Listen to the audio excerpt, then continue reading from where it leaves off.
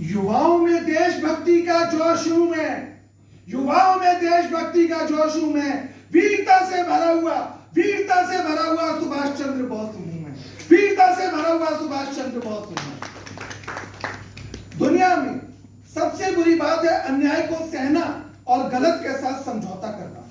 मैं हितेश शर्मा, एक performing artist, cultural president और राष्ट्रीय सैनिक संस्था, आज आप सबके समक्ष स्वतंत्रता संग्राम के एक महान योद्धा, the most intelligent, the most dynamic personality of Indian freedom, Subhash Chandra Bose ji के ऊपर सोलो एक्ट करने जा रहा हूं, जहां पर उनकी जगह मैं शब्द का और जब कोई और कैरेक्टर आएगा तो पहले उसका नाम फिर उसका डायलॉग बोलूंगा। चलिए तो हम स्टार्ट करते हैं। मेरा जन्म 23 जनवरी 1897 को उड़ीसा के कटक जिले में हुआ। मेरे पिताजी का नाम जानकी दास जी था और मेरी माता का नाम प्रभावती दास। मैंने प्रोटेस्ट स्कूल से प्राइमरी की परीक्षा उत्तीर्ण की। जब मैं मात्र 15 वर्ष का था तो मैंने स्वामी विवेकानंद का सारा साहित्य अध्ययन कर लिया।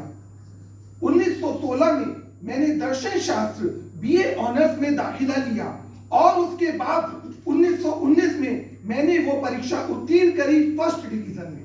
सन 1920 में मैंने आईएएस की परीक्षा दी और मैंने उसमें चौथा रैंक प्राप्त किया, लेकिन मुझे आईएएस की नौकरी नहीं करनी थी। मैंने सरकारी नौकरी में अपना कोई इंटरेस्ट नहीं दिखाया और मैंने अपने भाई शरद चंद्र को एक पत्र लिखा जिसमें मैंने कहा, भैया मेरा हृदय अब अरविंदो घोष और दयानंद सरस्वती के विचारों से भर चुका है, मैं सरकारी नौकरी नहीं प्राप्त कर सकता। जब ये बात मेरी माँ को पता लगी तो उन्होंने कहा, सुभाष मेरे को तेरी इस बात पर गर्व है। फिर मैंने 22/4/1921 को मॉन्टेग्यू को त्याग पत्र दिया। 22/7/1921 को मेरी पहली मुलाकात महात्मा करम, मेरी गांधी जी से पहली मुलाकात हुई। उस समय उन्होंने असहयोग आंदोलन को छेड़ा हुआ था। जब चोरी चोरा कांड के बाद उन्होंने असहयोग आंदोलन वापस ले लिया, उसकी निरीक्षता उस समय दास बाबू कर रहे थे। दास बाबू ने स्वराज पार्टी का गठन किया। उस स्वराज पार्टी में उन्होंने महापौर की भूमिका निभाई और मुझे एक उच्च अधिकारी का पद दिया गया। उसके पश्चात सन 1925 में मुझे पता लगा कि देशबंधु चित्तरंजन दास जी की मृत्यु हो गई है। मैं बहुत ही पीड़ित हुआ। मुझे कुछ समय के पश्चात बीमारी हो गई और अंग्रेजी हुकूमत मुझे यूरोप में भेजना चाहती थी इलाज के लिए, लेकिन मैंने मना किया और मैंने डलहौजी में जाकर अपना इलाज कराया। 1932 में फिर एक बार मेरी तबीयत खराब हुई और उसके पश्चात मुझे यूरोप इलाज के लिए भेजा गया। कुछ भी महान कार्य करने के लिए, कुछ भी महान कार्य करने के लिए एक जोश की आवश्यकता होती है, एक जोश की आवश्यकता होती है।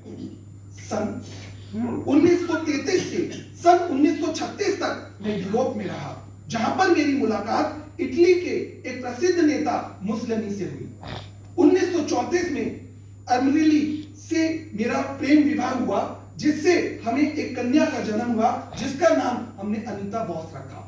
सन 1938 में कांग्रेस का 51वां अधिवेशन हुआ जिसमें 51 ऊंटों से वहां पर चलवाया गया। सन 1938 में यह सब चल रहा था। उसके पश्चात 3/5/1939 को मैंने एक ब्लॉक की स्थापना की जिसका नाम था फॉरवर्ड ब्लॉक और उसके तहत मेरे को नजरअंदाज कर दिया गया, मेरे पे मुकदमे चलाए गए, लेकिन मैंने शरद चंद्र जी के पुत्र के साथ वहां पर मोहम्मद जलालुद्दीन का झूठा वेश बनाकर वहां से मैं निकल गया। उसके पश्चात 21/10/1943 को मैंने आजाद हिंद फौज की स्थापना करी। इस फौज को 11 कंट्रीज ने मान्यता दी। इसके अंदर रानी लक्ष्मीबाई ब्रिगेड भी रखा गया। इस पार्टी की विशेषता यह थी कि इसका राष्ट्रपति, प्रधानमंत्री और युद्ध मंत्री तीनों में ही था।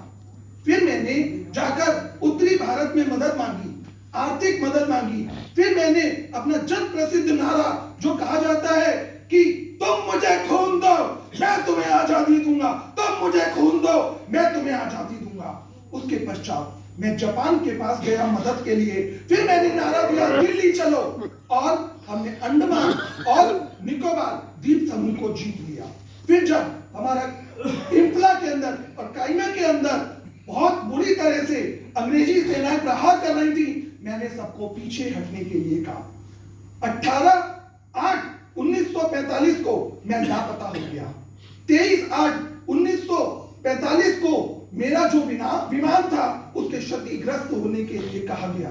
16/1/2014 को मेरे सारे दस्तावेज को सार्वजनिक करने का आदेश दिया।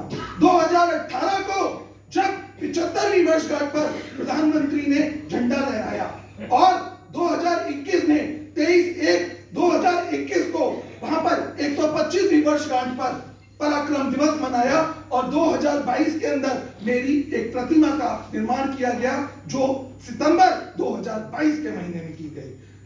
सरफरोशी की तमन्ना, सरफरोशी की तमन्ना अब हमारे दिल में है। देखना है जोश कितना बाजुए कातिल में है। वक्त आने दे बता देंगे तुझे आसमां। हम अभी से क्या बताएं, हम अभी से क्या बताएं, क्या हमारे दिल में है, क्या हमारे दिल में है। जय हिंद।